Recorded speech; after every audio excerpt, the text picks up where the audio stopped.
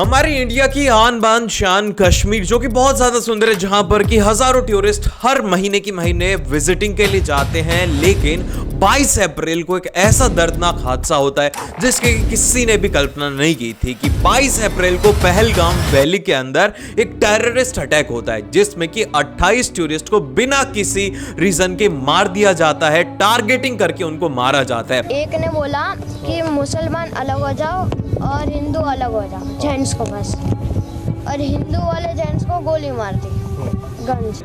अब ये एक बहुत ज्यादा दर्दनाक घटना थी जिसको देख करके हर एक भारतीय के मन में अभी आग लगी हुई है कि बदला लेना चाहिए। अब ये तो हर एक भारतीय के मन में है और यही अब पे हमारी जो इंडियन गवर्नमेंट है उसने भी डिसाइड कर लिया है कि अब इस बार एक ऐसी स्ट्राइक डाउन करी जाएगी पाकिस्तान के ऊपर जो कि वो अपने जन्मों जन्मों तक याद रखेगा।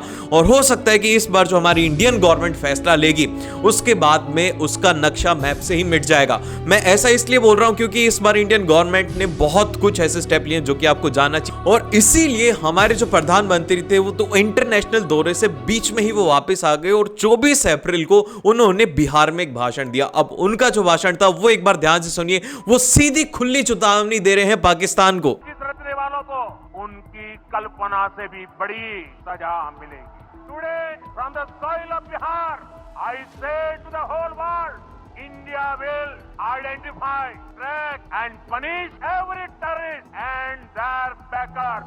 We will pursue them to the ends of the earth. अब इस स्पीच के बाद में वो बीच में ही इंग्लिश में बोलना स्टार्ट हो गए क्योंकि ये जो अटैक था इसके ऊपर पूरे वर्ल्ड की नजर है। सभी देखना चाहते हैं कि इंडिया इस बार क्या करने वाला है, और इस बार इंडिया चुप नहीं रहेगा क्योंकि जिस तरीके के गवर्नमेंट के स्टेटमेंट आ रहे हैं उसके बाद में ये पॉसिबल ही नहीं है।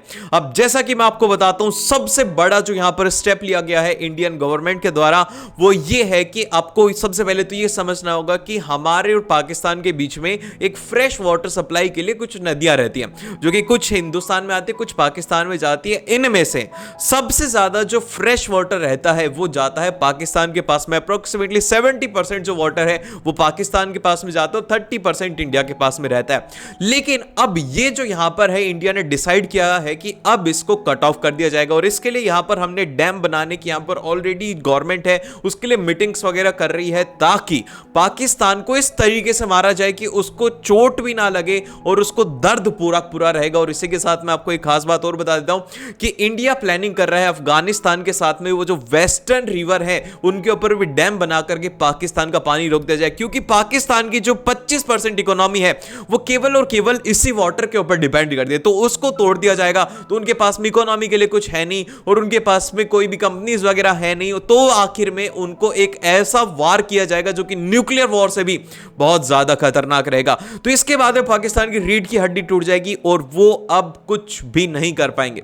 तो ये सबसे बड़ा कदम था इंडियन गवर्नमेंट का पाकिस्तान को लेकर के। आपका क्या कहना है कमेंट करके जरूर से बताइएगा।